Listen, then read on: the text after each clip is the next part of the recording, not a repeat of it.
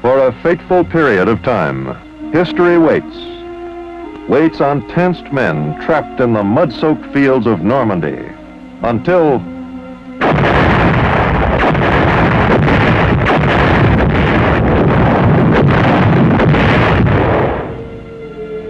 they are able to break out of that agony of isolation and move toward their destiny, changing history's course. This is that story. It is the story of United States and British and Canadian troops on the 1st of July 1944 were engaged in battle with German forces on the Channel coast of France.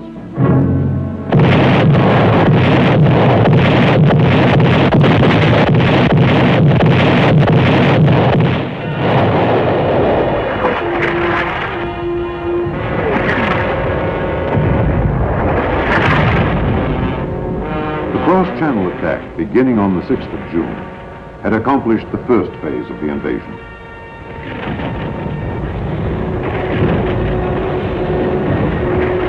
The second phase called for the Allies to expand their foothold. They needed space to maneuver, room to handle the large amounts of men and materiel streaming over from England.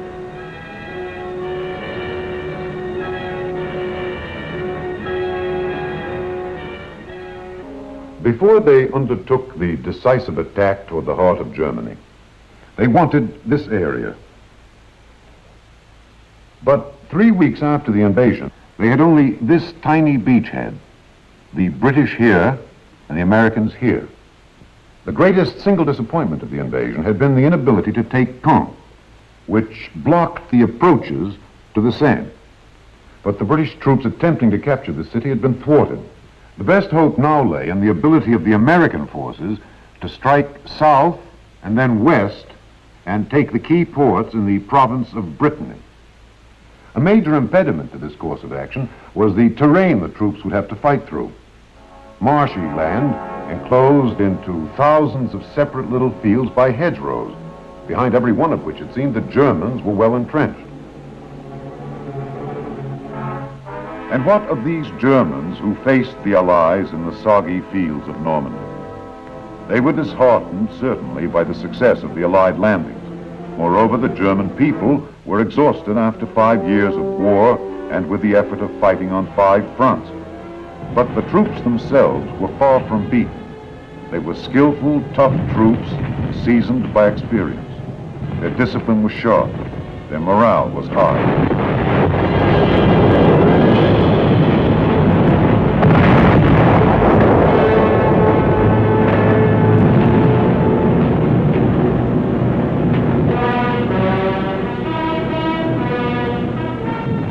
The Germans had a new weapon, the deadly B-1, a small pilotless jet aircraft which had begun to fall on England in the middle of June. A supersonic B-2, even more devastating than the B-1, was almost ready for operational use. These weapons gave the Germans hope of redressing their discouraging situation. Adolf Hitler was himself directing the war. Believing that eventually the Germans would be able to launch a large-scale offensive which would drive the Allies from the continent, he planned in the meantime to pin them down in Normandy and prevent them from using their mobile power. Although some of his commanders now recommended limited withdrawals to make their defensive positions stronger, Hitler refused. To withdraw for any reason at this time seemed to him to admit defeat. So, as American forces prepared to strike across the hedge-rowed lowland where the Germans had erected strong defenses, Hitler announced that those defenses were to be held.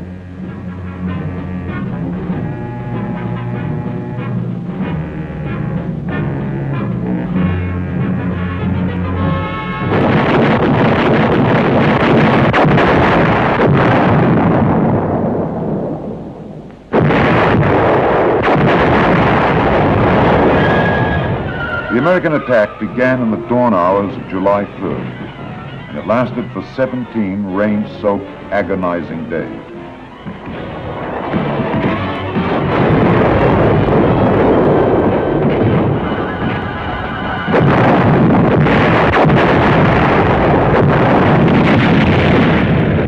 The soggy hedge-road terrain immobilized the mechanized power of the ground forces.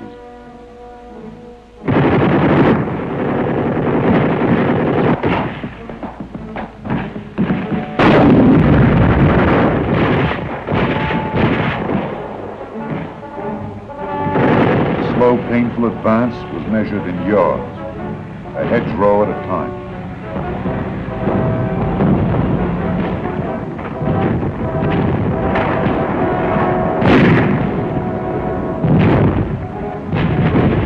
Steady rain which fell over the entire operation, a sense of despair and frustration touched all those who participated.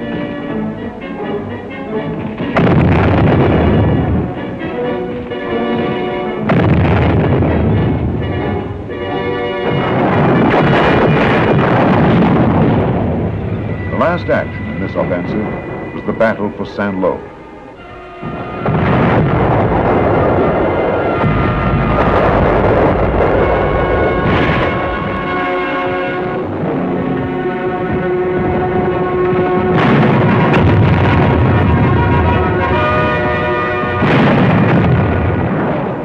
The Allies wanted Saint-Lô for a number of reasons.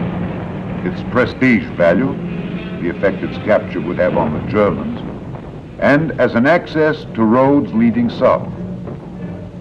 After a week of bitter fighting, they got it. The cost was high, as was true in all the hedgerow fighting, but the town was secured, and in the process, a memorial was created. An infantry battalion commander killed before the gates of the city was carried into Saint-Lô with the liberators. His body was placed on a pile of rubble, an impromptu shrine to the qualities of courage and sacrifice that had made the drive to Saint-Lô possible. The triumph belonged to the dead as well as to the living. The results of this July offensive were disappointing. The greatest gain had been only 7 miles. The need was urgent for a way to break out of the containment of the Normandy situation, to get onto flat, dry land so that the Army's mobile force could be unleashed. General Omar Bradley, commander of the American troops, had been forming a plan for some time. Bradley's plan, which was codenamed Cobra, was to gather together an overwhelming concentration of ground troops, twice as great a force as would normally be used on such a narrow front, and combine it with a massive assault from the air by the Army Air Force. In war, heavy bombers are used primarily for strategic purposes, to knock out major long-range targets such as railheads and manufacturing plants deep in enemy territory. To use heavy bombers for tactical reasons, that is, to help the ground forces obtain an immediate objective, was quite risky. Mainly because of 2 factors.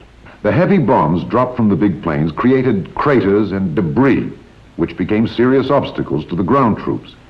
And because our own forces would have to move far back from the front to escape the damage of the bombers, the time interval between the air bombardment and the ground forces' attack on the target was too long. It gave the enemy time to recover and marshal his defenses. Bradley thought that in this case, he could eliminate many of these dangers, if not all the risks. No plan in war is foolproof.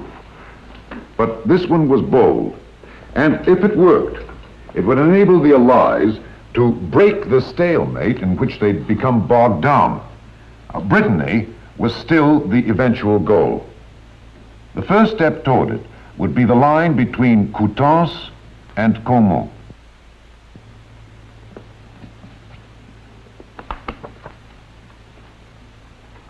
Between the end of the earlier July offensive and the launching of Cobra, there was a lull for about 1 week. For the weary American troops, it was a welcome respite, a time to relax.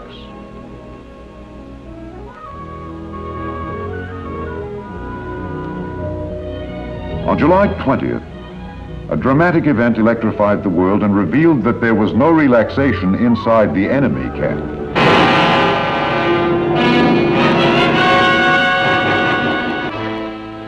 Hitler himself announced that a cabal of high-ranking army officers had tried to assassinate him with a bomb in order to seize political power. The abortive coup had little effect on the military situation. It revealed no widespread discontent with Nazi rule among the armed forces. The combat soldier was too busy simply trying to remain alive. And the information about the German situation which the Allies wanted, as Cobra neared its jump-off date, was of a considerably more immediate nature. Did the enemy have enough reserves available to counter the attack? Was the Luftwaffe capable of intervening? And finally, would the Germans employ the V1 or V2 or some other secret weapon? These were the questions that haunted the Allied camp as it waited to unleash Cobra.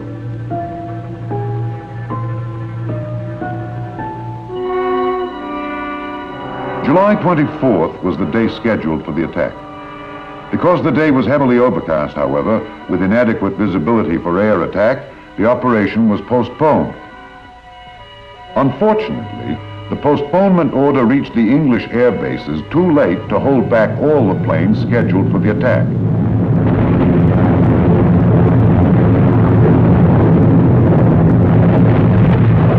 The bombardment from the planes which did not receive the postponement order was not great enough to damage German positions seriously, but it was sufficient to alert them to the threat of a ground attack.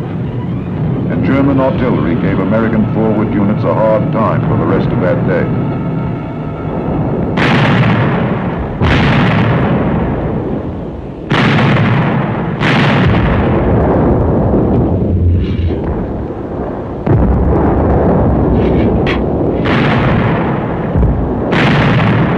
For General Bradley, an immediate and urgent decision had to be made.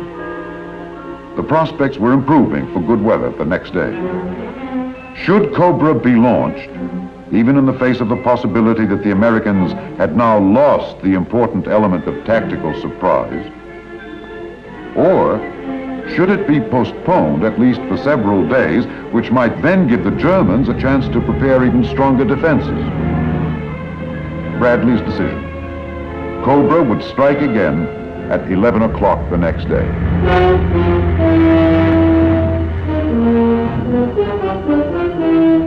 Again on the morning of July 25th, the planes came. One observer called the seemingly endless waves of planes the most imposing aerial parade I have seen since the beginning of this long war.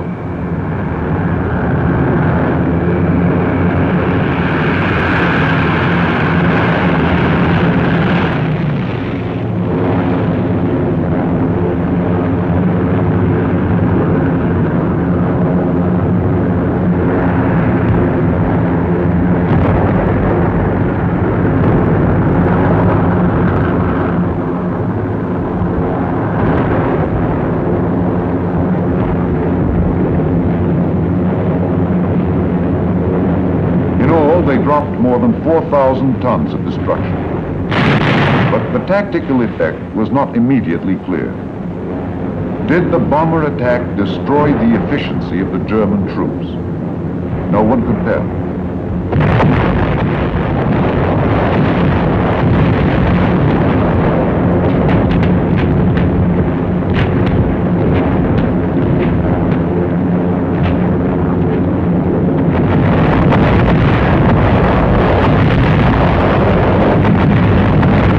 General J. Lawton Collins, 7th Corps commander, who was to spearhead the attack, had little time to ponder the question. For better or for worse, Cobra was launched. The troops moved out at once.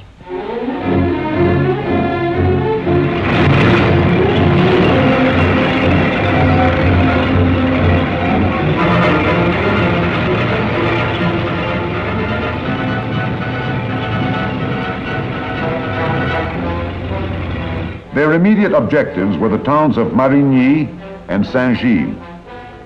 Capture of those towns by the infantry would give the Americans control of the roads leading south, and Collins would then be able to catapult his mobile armored forces forward. It seemed reasonable to assume that if the air bombardment had destroyed the German defenses, the infantry troops would be able to reach and secure their objectives without great difficulty.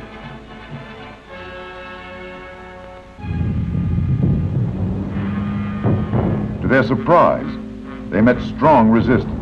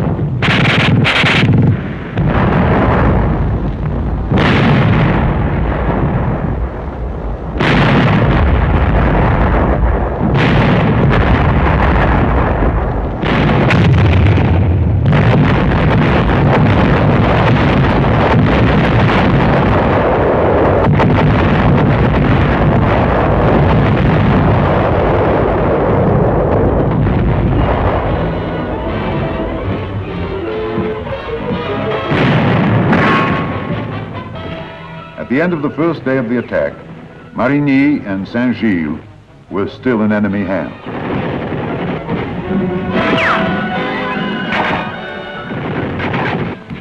Because the entire success of Cobra depended on a 7th Corps breakthrough, Collins decided to gamble.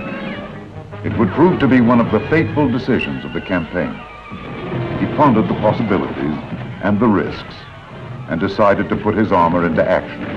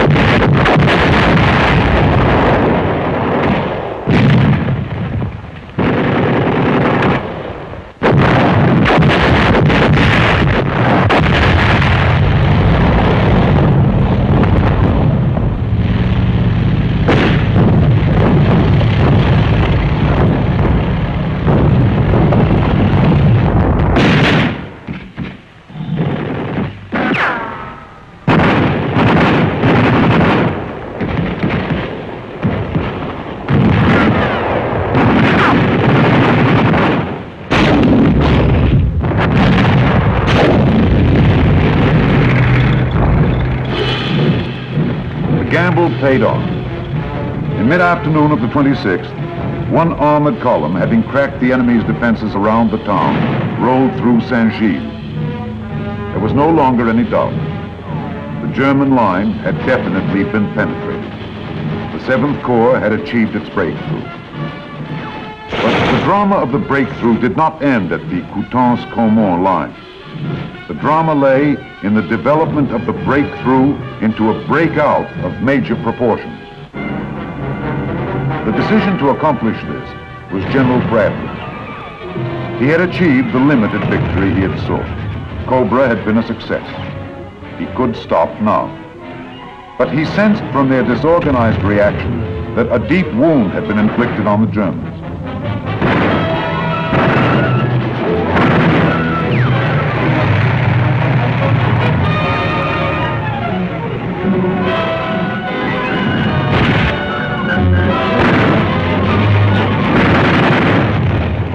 The Americans pressed their attack through rapidly crumbling German defenses. By the end of the month, United States forces stood at the base of the peninsula, at the gates of the province of Brittany. And a nightmarish phase of the battle, the war of stalemate, was over.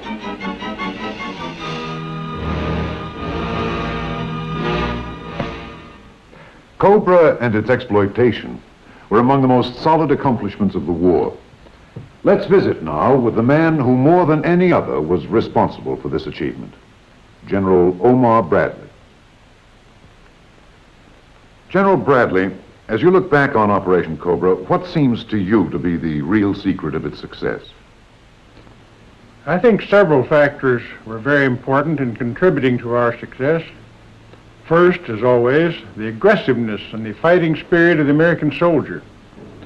Second, the marvelous teamwork displayed by the combat armies and our Air Force, and third, the magnificent alertness of my subordinate commanders and their ability to take advantage of the breaks, in particular General Collins' bold move. This book must be like traveling down an old and familiar path to you, General Bradley. Well, it is, yes. But it's more like traveling down a road in the daylight that at the time you had to take it was in the dark. It's generally familiar, but it's always interesting to see the whole picture, part of which was hidden before. You think the book throws light, then, on this period of history? Most effectively. It does an excellent job, I think, of cutting through the dust which that campaign kicked up and letting the reader see what happened and how it happened and why. Well, one of these days, when the Army historians get through with their project, they'll have the what and how and why of the entire war caught between these binders. It's about as ambitious a task as any group of historians has ever undertaken, I suppose, and quite a valuable one. A much better job than has ever been done on any other war. You mean valuable in the sense that we learn from the past? That most of all, of course. Despite the fact that the weapons of war are changing, the principles of war remain the same. Officers studying these volumes can learn much about command, tactics, strategy, the tyranny of logistics, the problems of terrain, the importance of reconnaissance. There are many lessons to be learned, but it's not only the military man who will benefit from these books. The war was a big thing in all our lives. We've been reading about the Revolution and the Civil War for a long time to get a clearer picture of ourselves as a nation. The Army is giving us the ability to do that now with the greatest war we ever fought in our history. Thank you very much, General Bradley. Operation Cobra, of course, is only one action in the crowded and historic 2 months which Breakout and Pursuit reviews. Much of the subsequent action was more colorful, but Cobra was the key which unlocked the door to those spectacular victories. The reaching of Avranches signified the culmination of the breakthrough and the point at which our forces split for the westward and eastward drives in the Breakout. To the west, there was the dash across Brittany, where the ports of Saint-Malo and Brest finally became prizes of conquest. To the east, there was the repulse of the German counterattack at Mortain, where the American infantrymen withstood the onslaught of 4 German armored divisions and turned back Hitler's attempt to halt the Allied mobile column.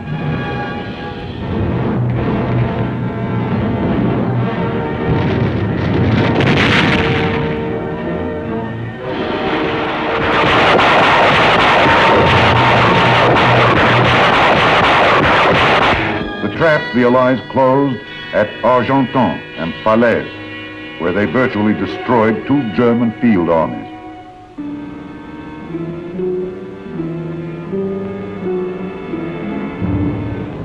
The drive east to the Seine River, climaxed by the liberation of Paris, and the civilized world thrilled to a symphony of joy and delight. The flowers, the kisses, the song, and the wine.